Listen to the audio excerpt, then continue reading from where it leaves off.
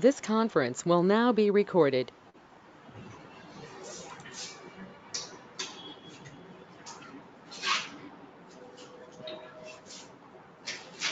So in the last session,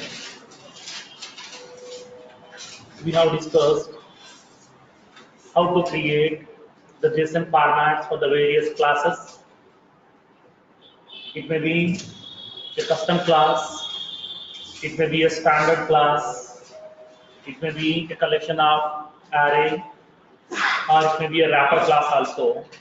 How to prepare the JSON formats for these custom classes and the standard classes and the wrapper classes we have discussed practically. And then we have started discussing about passing the JSON content. Let's, for example, I'm having a JSON string which is having a product information. This is the product information that we have, which will be having the product code and the product name, manufacturer name, and the unit price and the location value. So these are the various details are available about a particular product. Now, so whenever we are receiving the JSON string as a response from any of the third-party system, how can we pass? How can we convert that JSON string into our own Apex types? So at that time, we have to use a class called as a JSON parser class. With the help of that JSON parser class, we can able to parse the JSON content and we can convert that content into our own types, or we can display that information wherever you want. It may be on your debug lab file. It may be we can store inside our objects also. It may be you can represent on your user force pages also, whatever you want. So that as of now, we have prepared the JSON format. That JSON format we are forwarding to the people.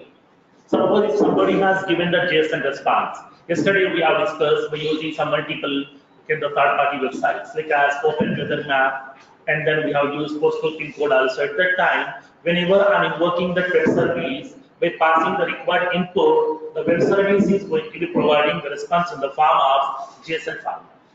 So whenever the web services or the third-party systems are providing the response in the form of JSON format, then how can we pass that JSON content so that I can able to represent inside my objects or inside my user force page?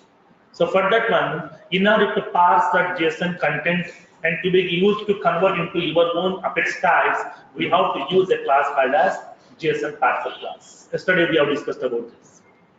Now, so now whatever the content that we have, so whatever the content that we have inside my JSON string, inside my JSON string, whatever the content that we have, like for example, so whatever the content that we have, this is the JSON string that we have, this is the starting of that JSON string, this is the ending over here. Okay. So inside this one, each and every part is called as a token. Now, so now the product code, this is a token. 1001, this is a token. And then product name, this is a token. And Samsung TV, that is nothing but a token. Manufacturer, token. And Samsung, this is a token. That means each and every word is treated as a token. Each and every keyword will be treated as a token. This is the starting of that object, this is the ending of this object. So this is one token. Okay, this is one token. So this is another token. This is another token. This is another token. This is another token. Whatever the content that we have inside your JSON format, each and every word will be treating like as a separated token. Now in this case, in order to represent these tokens, we are using an enumeration called as JSON token enumeration. JSON token enumeration. So this is an enumeration which we are having given by the Salesforce by default, which is used to represent whether it is what, okay, whether it is a stacking of an object or stacking of an array, whether it is a field, okay, whether it is a field or not. If it is a value, then what is this value? What type of value it is? Is it a numerical value? Is it a floating value? Boolean value? String value? Or what? We can able to represent each and everything with the help of this JSON token enumeration. For that one, as part of this JSON token enumeration, we are having the various properties are available. When you go to the JSON token, we are having so many properties. Now it is indicating end array. So now whether it is the end of that array or not, end of the object or not, equals method, whether it is a field or not, whether it is not available, and starting of the array, starting of the object or not, whether it is a value false or not, whether it is a null value or not, whether it is a floating value or not, integer value or not, string value or not, true value or not. These are nothing but the various enumeration options which have been given by Salesforce as part of the enumeration called as the JSON token enumeration. So now starting of the array. Starting of the array means what it is representing that there is a starting braces. Because array will be represented inside the square braces. Now the starting of the square braces will be represented with the help of start array. We are having the ending of the array over here. So that will be represented JSON token dot end array. End array is nothing but the ending of the array. So now you will be having the starting of the object. JSON token dot start object. Start object means what? Starting of the flower braces here. Okay? Starting of the flower braces. And then end array. JSON token dot end array. Sorry, end object. That means it will be representing the ending of that object. This is the object starting. This is the starting of the JSON object, and this is the ending. So which will be represented by using the enumerations. These are the various enumeration options have been given by the Salesforce as part of the JSON token enumeration inside that. Because whenever we are going to be collecting each and every token, what the token is, whether it is the starting of the array or starting of the object, or it is a field. If it is a field, what is the name of this field? Everything we can able to represent. So each and everything will be treating like as a token. Whatever the JSON string that we have, that entire JSON string will be divided into the various parts, that each and every part is called as a token. So we need to iterate these tokens by using that JSON parser classes. By using the JSON parser class, we can able to iterate that. Okay, starting to ending of the tokens. Not only one token, we are having multiple tokens are available here. This is one token, second one, third one, fourth one, fifth one, sixth one, like that. We are having so many tokens are available. So not only one token, multiple tokens are available. So I would like to pass this JSON string from starting of the token to ending of the tokens. All the tokens I would like to traverse. For that one, I am using the iterative statement. So now whatever the tokens are available as part of this JSON parser class, we are having a method called as next token method, which is going to be traversing to the next token. Currently, if you want to get the current token, then we have to use get current token method. We are having the various methods are available as part of this JSON parser class, which will be having like as get current token. Okay, get a current token. Get current token is used to get the current token name. This is the current token. Okay, this is the current token. So now what exactly the current token? Current token name is what? We can able to collect that name. In order to get that current token name, we are using that get text method. Inside the JSON parser, we are having that method called as get a text. Okay. So now we can able to collect each and every information. If it is a Boolean value, we can able to collect the Boolean value. Get Boolean value. Get current token. Get a date time value, date value, decimal value, double value, ID value, integer value. Like that, each and every field, each and every method will be available to you in order to get that information. Because what type of token it is? Is it a numerical? Is it a string? Is it a date? Is it a time? Is it a date time? Is it an object? What kind of element it is? So can able to fetch each and every element by using the methods. So for that one, we are going to be using that.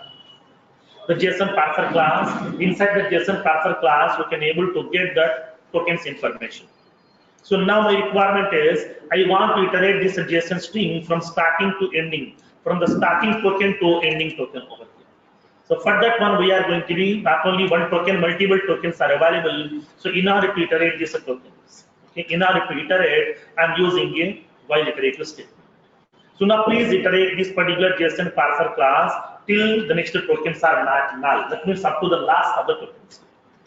Next token not equals to null.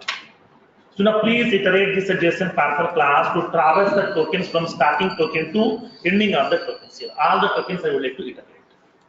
Now, so whenever we are going to iterating that, get that current token here. If you want to get the current token, for that one we are going to using that method. Okay, if p parser dot get current token, get current token. So now what exactly the current token over here? The current token is what? Is it a string or not? Nothing but is it a field or not? This is the field name, this is the field value. Field name, field value. Field name, field value. Is it a field or not? I would like to compare. For that one, I'm verifying that. So now JSON token dot field name. Okay. So now in this case, current token, this is the current value here, current token. So now this current token is what? Is it a field name or not? If it is a field name, and then what is the value of this field? I want to get that here. P parser dot get text. Okay, get text is equals to product code. Okay, product code. That means I'm verifying that whether it is the first token is nothing but a field name or not. If it is a field name, then if the field name is product code or not, I'm comparing that. If it is a product code, then I would like to display that information. System.debug. Product code is, I want to display that. So where is the product code? This is the product code, this is the field name. Okay, now where is the value? This is the value. Value is available where? In the next page. That means this is the next token. When you go to the product code, this is the field name and this is the value. Value is available where? In the next token. So that we need to go to that next token. P parser dot next. That means I'm moving the cursor from this place to this place. Now I would like to get this value here. For that one, I'm using the p parser get text. I'm collecting this information. If it is a numerical value, we can display the numerical value also. Okay. So now here in this case, I am going to be parsing this content here by using the JSON parser class. I'm iterating to add the tokens from starting to ending. So please iterate these tokens from starting to ending till the tokens are not null. Okay, till the tokens are not null. Okay, that means up to the last. I'm iterating that complete JSON string with the help of the while iterative statement. So now from till, please iterate this JSON parser till the next token is not null. So I'm collecting the first token, the get current token. That means starting of the token. This is the first token. Collect this token. Whether this token is what? Is it a value? Is it a field? I want to compare. The current token is a field or not. If it is a field, then what is the name of that field? The field name is product code or not. So now in this case, I'm comparing that. So p parser dot get text. That means the current tokens or text value is equals to product code or not. If it is a product code, then I would like to get the value. Where is the value? Value is available in the next token space. So I'm moving the cursor to the next token by using next token method, and then we can be able to collect that current text, current token's value. Okay. Now, so let me execute this one.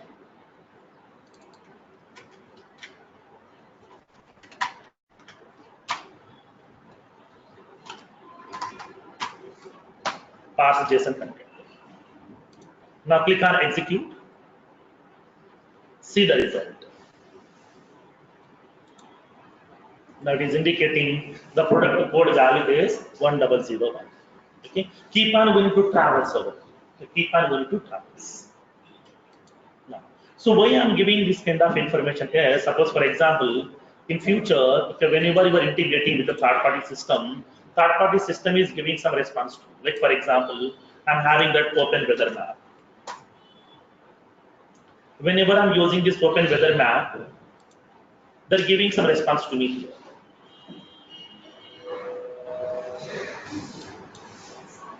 They're giving some response to me. So now here I'm indicating some Chennai. I'm indicating Chennai. The Chennai's weather map information I want, weather details. So now this is the response has been given by the third-party system. So this is the weather information has been given by the third-party system. So from this one, I don't want the whole information. I want only the temperature details. That's it. Minimum temperature I want, maximum temperature I want. This is the minimum temperature and the maximum temperature. So now the temperature maximum is the 281.15. 281.15 in the sense what? Now this temperature is in the form of what? Kelvins. Now temperature converter. So now here I am using that 281.15 in the sense in terms of Fahrenheit Celsius we are having is the Kelvin. So now the Celsius this will be 8. The current temperature is 8. That it is what? This is the maximum temperature. Minimum temperature is 279.15. Okay, 6. And the average temperature, they are giving that average temperature 280.32. 280.32. That means 7.17 is the average temperature. They are indicating this information. From this entire JSON string, from the entire response, I don't want the whole information. I want simply minimum temperature and the maximum temperature. Only these two values I want. I want to show these two values inside my application. Okay. So in this case, what happened? We need to traverse this entire JSON string. Okay. We need to keep on traversing it to verify whether this token name is temp underscore minimum or not. If it is 1, then we can collect this value. Next token value we can collect, we can show inside our application wherever you want. So that we need to traverse the token from starting to ending. That's what here we are using the JSON parser classes. With the help of this JSON parser classes, we can able to traverse the JSON string. We can parse the JSON string by collecting each and every token one by one. Okay. Now, the next one. After that, I'm displaying the product code information. Now I want to show the product name also. Now I'm verifying that. If the p parser dot get current token equals to JSON token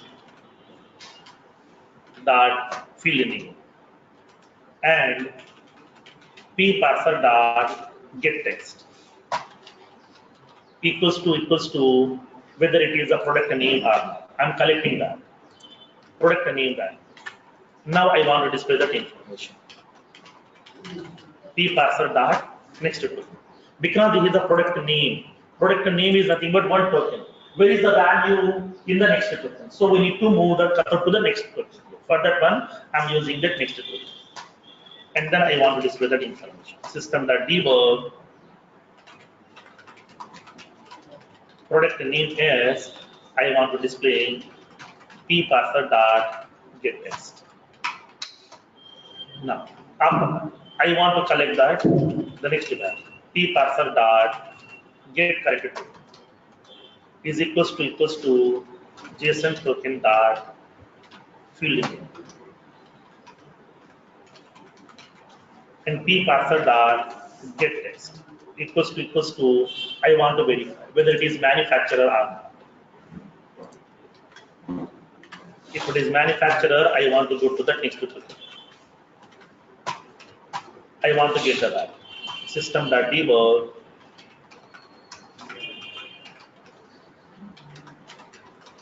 manufacturer name is p parser dot get text.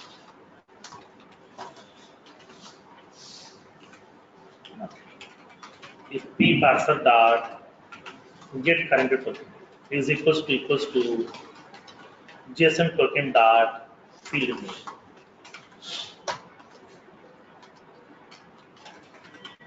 and p parser dot get text. So what is the next part, next field? Unit price. If it is a unit price, then I would like to move to the cursor to the next line. Next, I want to show the information. Unit price is, I want to indicate p parser dot get text.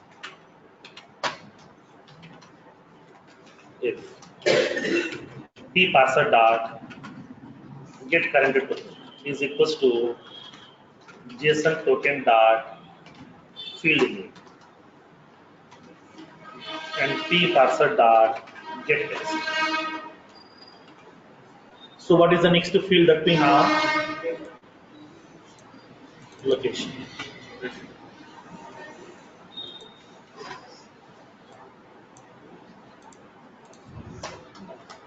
I want to do p parser dot next field. I want to represent the information. The location value is p parser dot text. Okay, I'm collecting this information.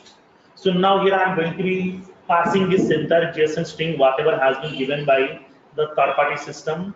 I'm going to be dividing this entire JSON content into the various small tokens. I'm going to be traversing from starting of the token to the ending of the token to get each and every token value. Okay. Now. So now here for that one we are using the JSON parser. JSON parser class is used to parse the JSON content from starting to ending by dividing all the content into the various small tokens. Okay.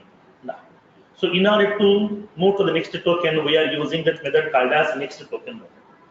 To get the current token information, we are using get current token method. Now to verify whether the current token is what? Is it a field or not? Is it a starting of the array or not? Is it a starting of the object or not? Is it a numerical value or not? Is it a boolean value or not? For that one, to recognize what type of field it is, we are using the JSON token enumeration. By using the JSON token enumeration, we can able to compare whether the current token is what? Is it an array or is it a field? Is it an object? Is it a true value? Is it a false value? Is it a numerical? Or what? We can identify that. Based on that, we can able to get that information from that next token. Okay. Now, so now let me execute this one. So we can able to see the complete information. Each and every field information we can able to collect. Select the debug only checkbox. Now we can able to split the whole content we can display. The product code value, product name, manufacturer name, unit price, and the location value. Each and every information we can able to collect with the help of this JSON parser classes. So now this information you can store wherever you want, inside your object, inside your user first page, wherever you want, we can able to display this information. Okay. So whenever we are going to be communicating with the third-party systems, whenever you are invoking a third-party web service, the web services will be returning the response in the form of JSON. So once you are receiving the JSON response, then we need to pass the content by using JSON parser classes. Okay, clear?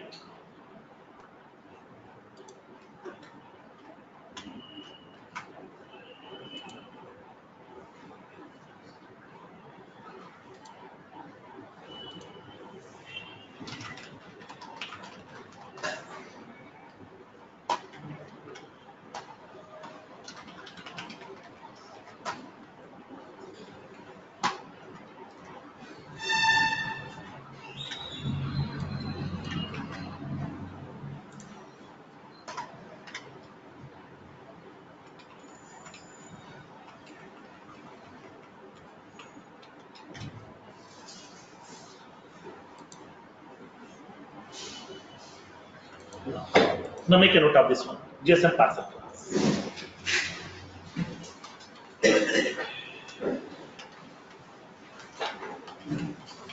Upon invoking or consuming a third-party web service,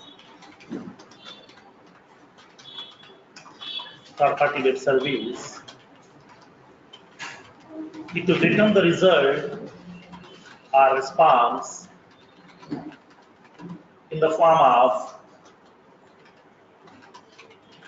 JSON format.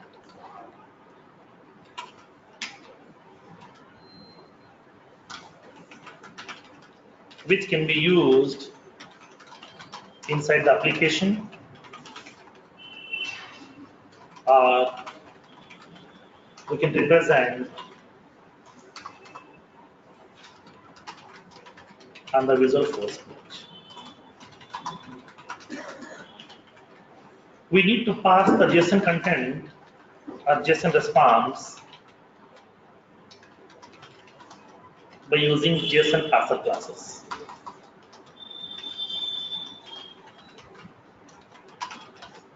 By using JSON parser class.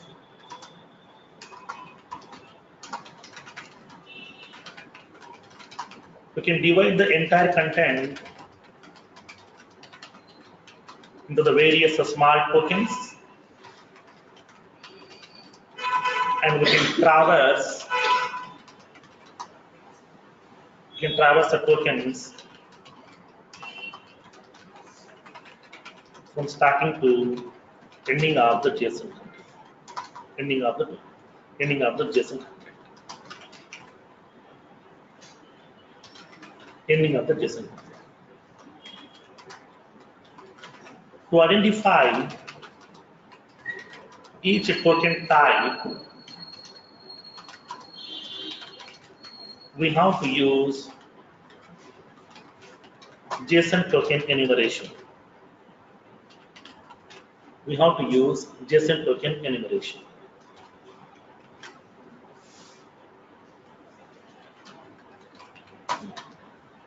JSON parser class provides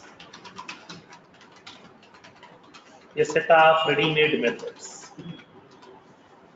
JSON parser class provides a set of ready-made methods to be used to parse the content, and we can get the required token value, and we can store inside the application. For example, we are having next token method.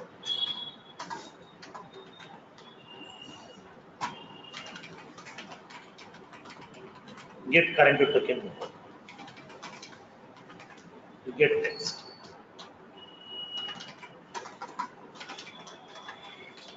Get boolean value. And then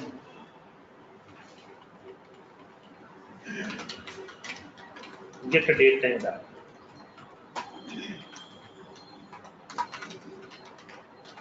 Get decimal value.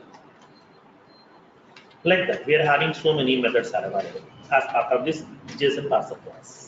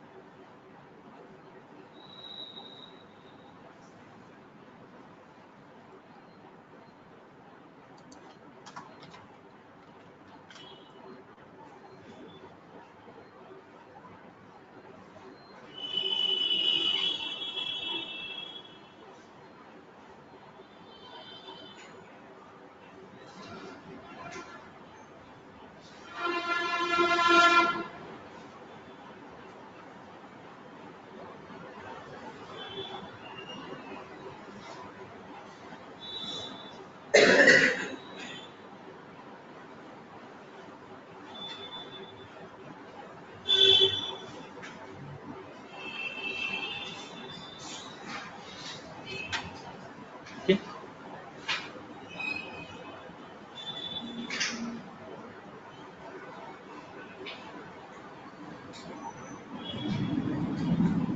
Parsing the JSON content is very, very important, because whenever you are consuming any third-party web service, it will return the response in the form of JSON. Then we need to parse the content.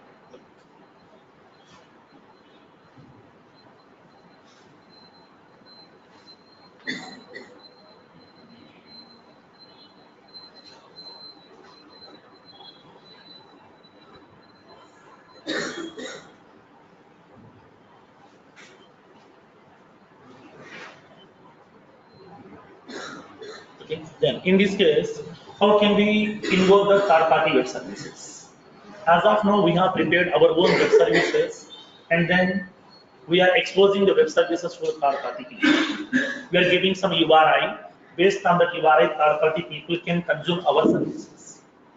Suppose if the third-party people are exposing the services, then how can we consume? How can we invoke those services? Whenever, if you want to invoke the third-party web services, then we have to use the HTTP classes. HTTP class. So now by using this HTTP class, we can able to connect to the third-party web service. That means based on the URI, based on the endpoint URL, we can able to collect the information. We can make a request and we can get the response also. So now whenever we are going to be connecting to the third-party web services by using which are purely implemented or REST-based implementations, we are using that HTTP classes. As part of HTTP classes, mainly we are using three classes. HTTP class, HTTP request class, and the HTTP response class. So these are the three classes we are using here. So now HTTP class is used to invoke that request. Okay, invoke that request. In order to invoke that request to connect to your third-party web service, whatever the methods are required, those are available inside this HTTP request class and will get the response. Then how can we send the request? Whenever we are invoking the request, to whom I need to invoke? That means to which third-party web service I would like to connect. What is the URL of that particular third-party web service? That means what is the endpoint URL? And suppose if the third-party web service is expecting any input parameters, how to supply in the form of body, in the form of body. And what type of method you are invoking? Whether it is a get method, or put method, or post method, patch method, delete method, or what kind of method you are invoking here. Okay, everything we can specify with the help of HTTP request class. HTTP request class is used to just to prepare the request. In order to prepare the request, we are using that HTTP request class. Okay. In order to prepare that request, we are going to be using that HTTP request class. Once the request has been getting prepared, in order to get the response, whatever the response has been given by the third-party web service, to store the response information, we are using that HTTP response class. These two are concerned the HTTP class only. Okay, these two are concerned the HTTP class only. By using this HTTP class, we can able to invoke the request and we can get the response and we can store inside that HTTP response class. Okay. Now, so in this case, so what are the various methods are available as part of this HTTP class, HTTP request class, HTTP response class. Okay. Now, for example, let me explain. Assume that I want to invoke this third-party web service.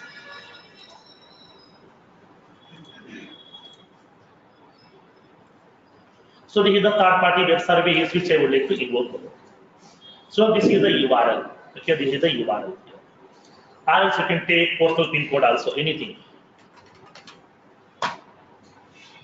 Okay. Postal pin code, whatever.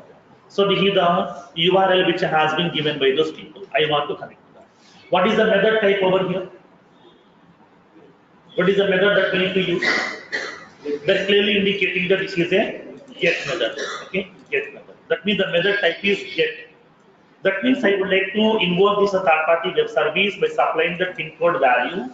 Based on that pin code, we can able to get the respective branch details, so that it is a get type. So in this case, upon preparing the request, okay, whenever you are connecting to a third-party service, we have to prepare the request. In the request, we have to indicate to whom we need to connect with.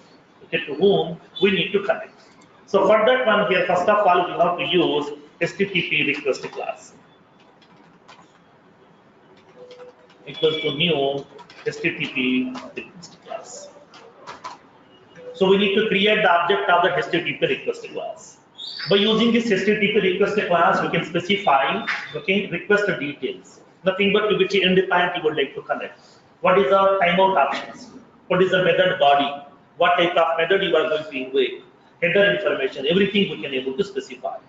So now in this case, to whom you would like to connect to that, with the third-party web service I would like to connect over here. Okay, with the third-party web service. Here we need to specify the postal pin code. This is the URL. This is the actual URL which is how given over here. Here we need to specify the pin code. For example, I am giving the pin code like as, so now 500038. I am indicating this one. This is the third-party web service to which I would like to invoke.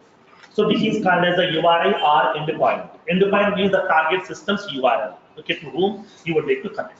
To specify this URL, okay, to specify this URL as part of this request class, nothing but to this request and informing to the Salesforce, please connect, please make a request to this third-party web service. In order to specify this URL, we have to use a method called as HTTP request dot set endpoint. Set endpoint method. In this endpoint method, we have to specify the URL, okay, to which a third-party web service you would like to connect. Okay, to which a third-party web service you would like to connect, we can specify this endpoint URL.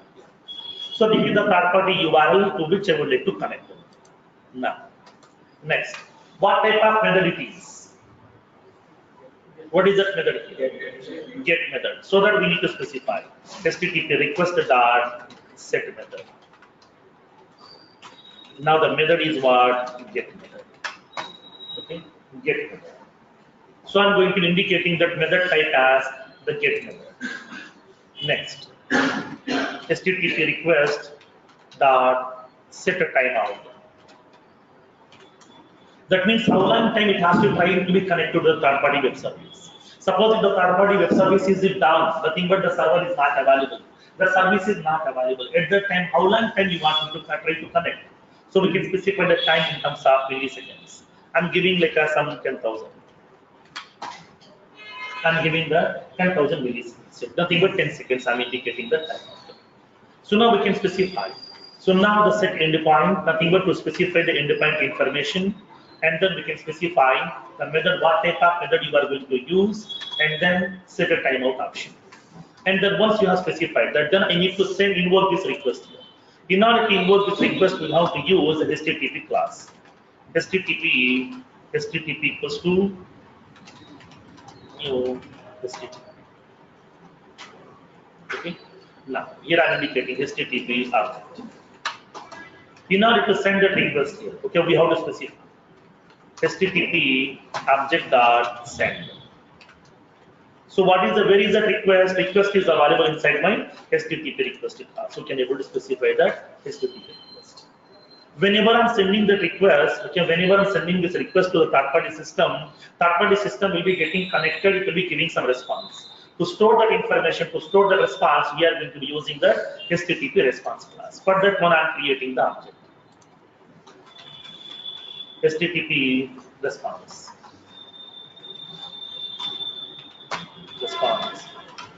equals to, you can able to. So whatever the response that you have collected, the response will be returning in the form of JSON format. I want to collect that response. To collect that response, inside the response class, it will be providing a method called as getBody method.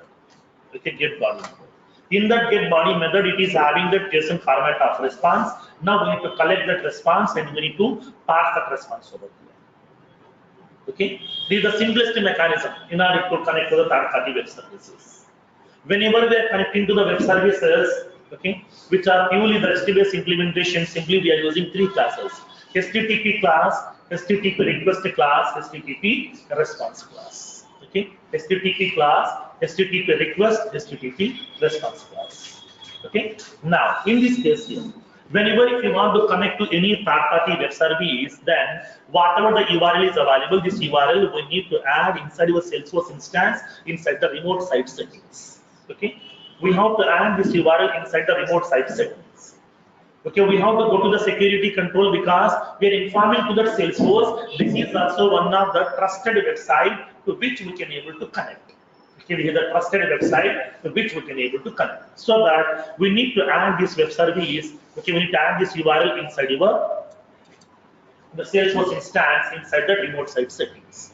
In the remote site settings, we need to add this URL over here. Okay, as a step one. Then only we can able to initiate the request to the third-party systems.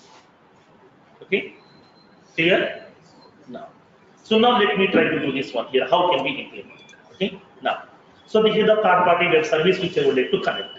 So let me add this URL first.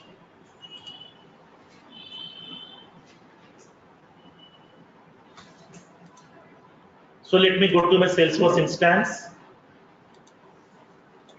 I'm adding inside my Salesforce remote site settings. Where it is available, go to the administrator menu, go to the security controls.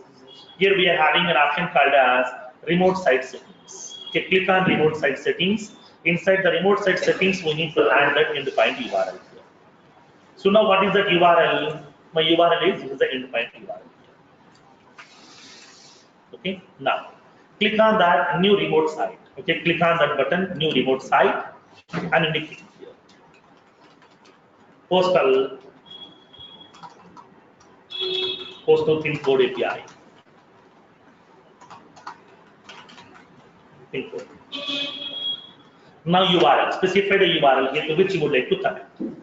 Okay. Now click on save button. So now it is adding that URL. That means now from now onwards, now this particular website also can able to connect to the Salesforce instance. Okay. This is the trusted website. Okay. This is the trusted website to which the Salesforce can connect. Okay. Now, then how can we connect to this third-party web service by using this HTTP classes? Now let me show you practically.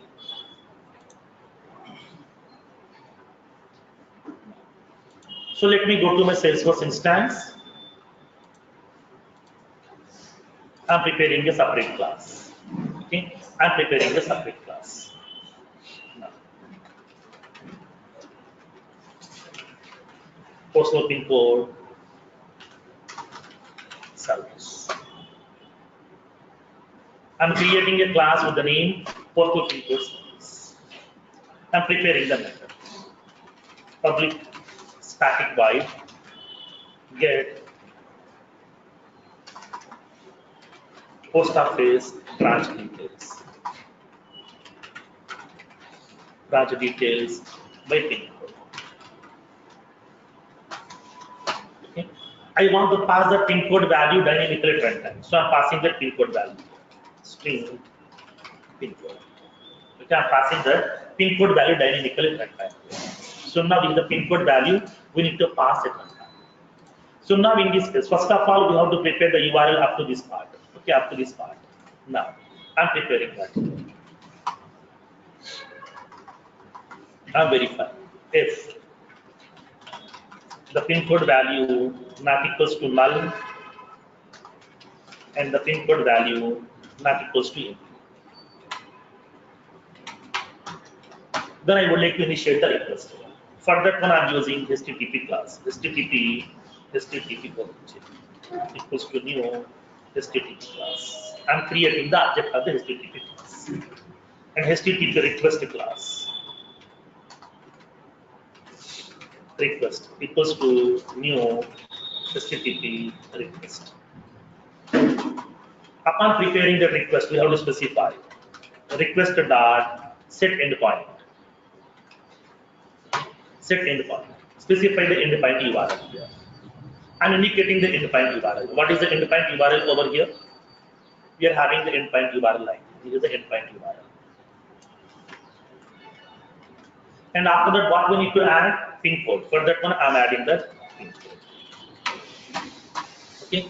Whatever the pin code you are supplying at runtime, based on that pin code, I'm going to prepare in the request. Now, I'm indicating request dot set method. What is the method type? Get method. Now, so we can specify that here. Request dot set a timeout. Okay, set a timeout. I'm indicating like some 10,000. Okay, 10,000. Now, after that, we need to invoke the response here. HTTP response, some response equals to new HTTP response. Okay. I'm creating the object of the HTTP response class also. Now I would like to initiate the request. Okay, this is the third-party web service to which I would like to initiate the request. So that we have request. HTTP object that's set. Specify the request. This is the request here. I'm passing the request. To which service we need to connect, what is the method type, everything I have placed inside this one. Now it will be giving that response to you. Okay, response information I'm storing inside this. Okay, I'm storing the response information inside my response object, and then we can display that information. System.debug response is I want to indicate that response dot get body. In order to get that response information, we are using the get body. By using this get body method, we can get the response information which has been written by the third-party web service.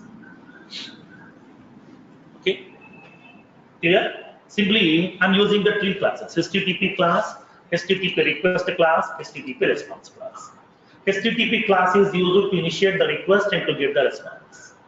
HTTP request class is used to prepare that request by passing the required endpoint, by specifying the required method type, timeout options, header information, everything we can able to supply.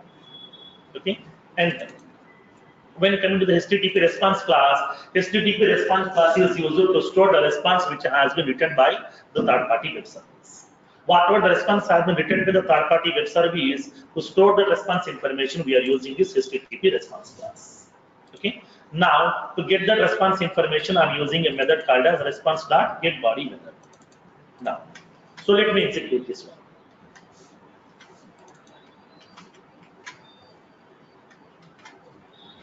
Now here I'm indicating that. Get post office branch details here. I'm passing the value. I'm passing the value 100,001, for example. Let me specify what are the postal code branches are available. Let me give this branch, whether it is giving the same details or not. I'm giving that value 11001. Okay. Now click on execute.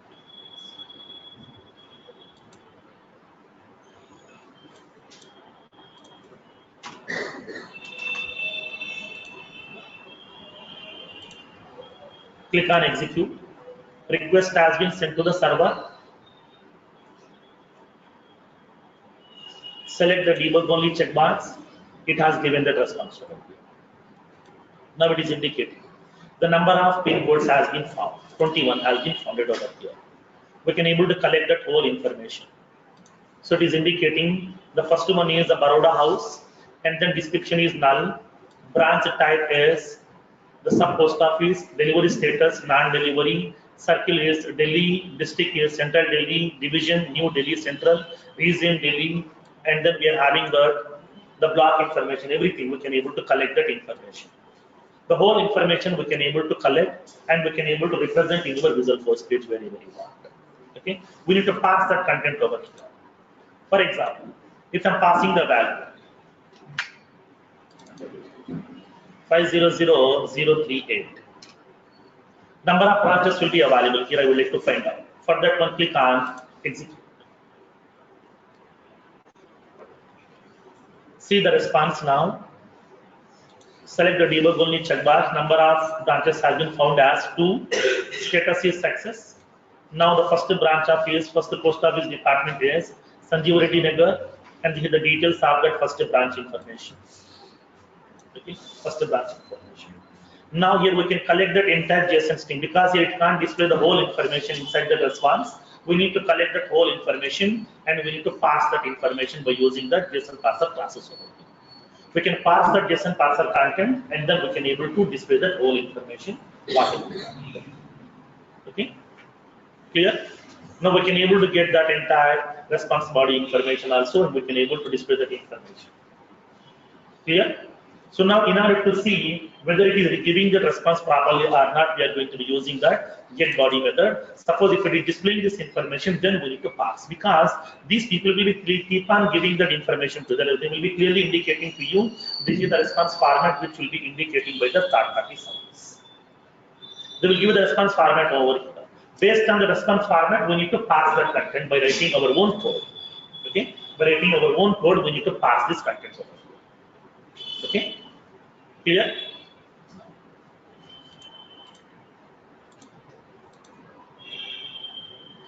Clear? Now, make a note of this one. So now sometimes you can raise a question, sir, if that URL is available here. Now can you store this URL some other place? Yes, some other place also we can store. Because if somebody is looking into my code, they can able to see my web service URL.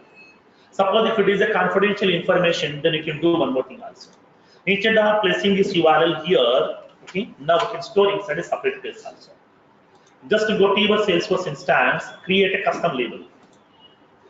Okay, create a custom label. I want to create a custom label.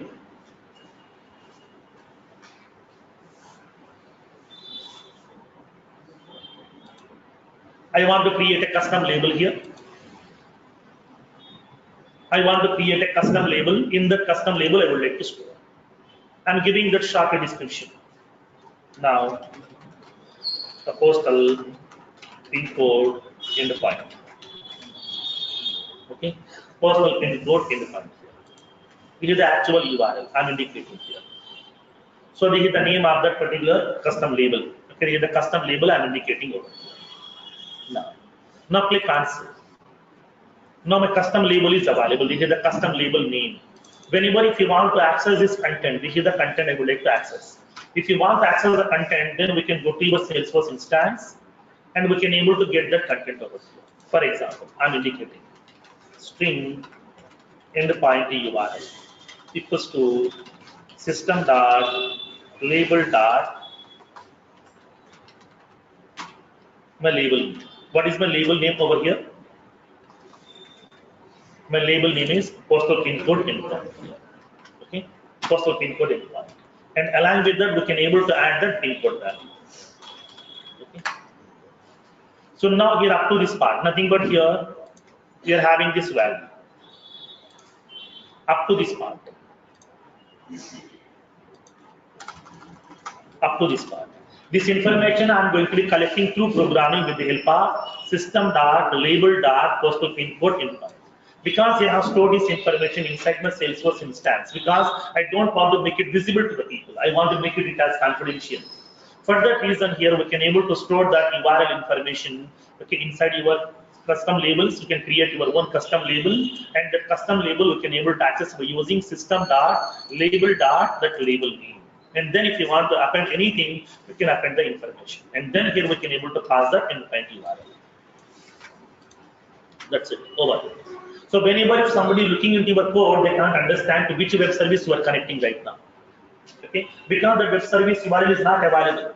So we can able to protect our web services information. Okay, with the help of by creating your own custom label. Or else we can create your own the custom setting also. Inside the custom setting, we can store that URL. We can able to access by using the ready-made methods.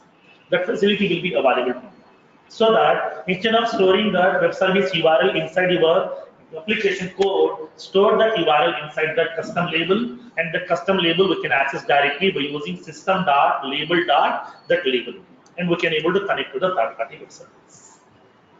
Okay, now, so let's save this code. Now I'm going to be connecting right now.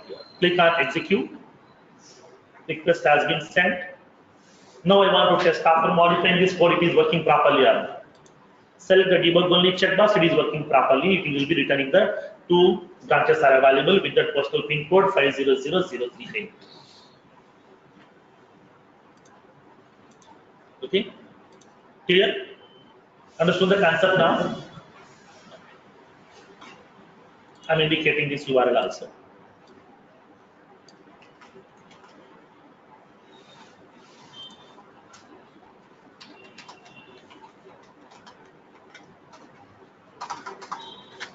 So this is the URL. So create a custom label, okay, and then use that custom label in order to store this information. Okay.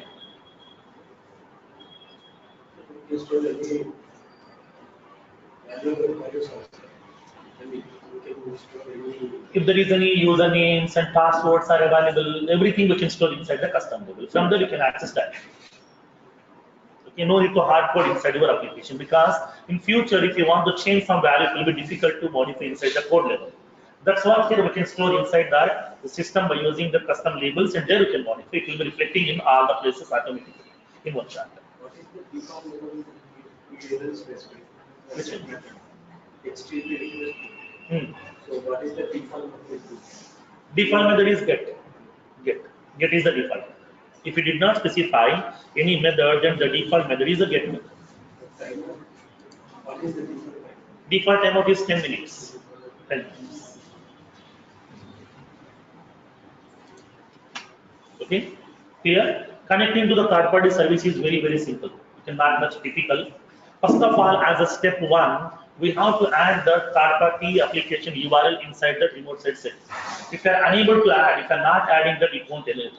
For example, let me go to that process. I'm removing this one. I'm removing the information over here.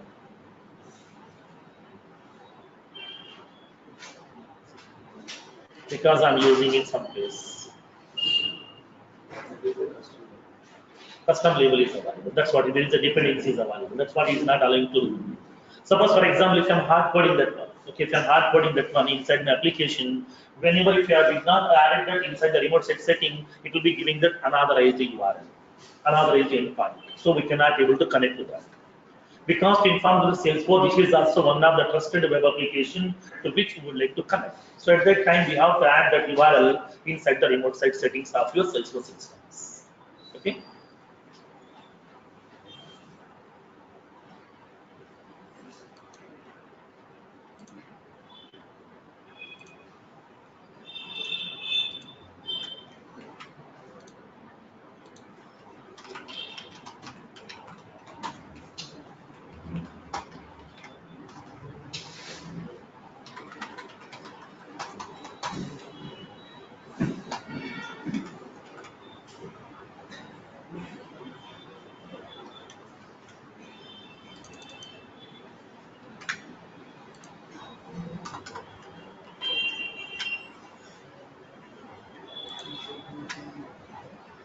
Okay.